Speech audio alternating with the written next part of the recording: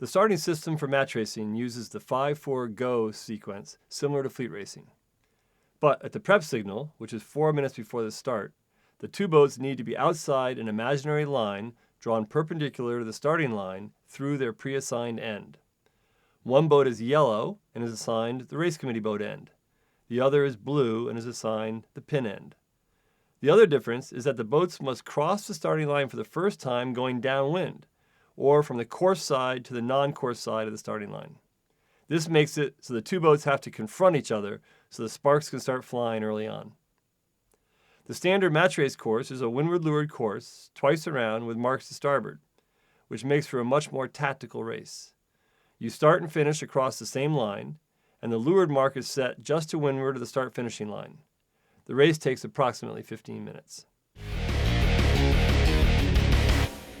To better understand the pre-start tactics and strategies, I like to divide the pre-start into 3 phases.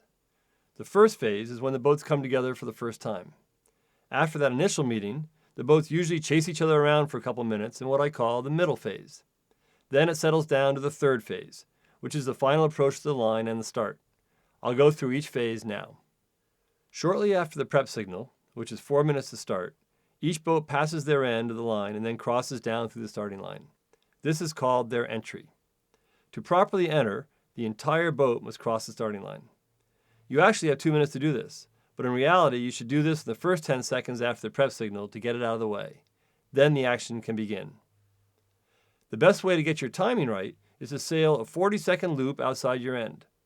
Try to be at your end with about 40 seconds remaining to your prep signal. Whatever the time is to your prep signal, sail on a beam reach away from your end for exactly half that time and tack.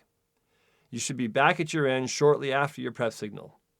You get a penalty if you are inside your end at the prep signal, so I prefer to be about 3 to 5 seconds late than 1 second early.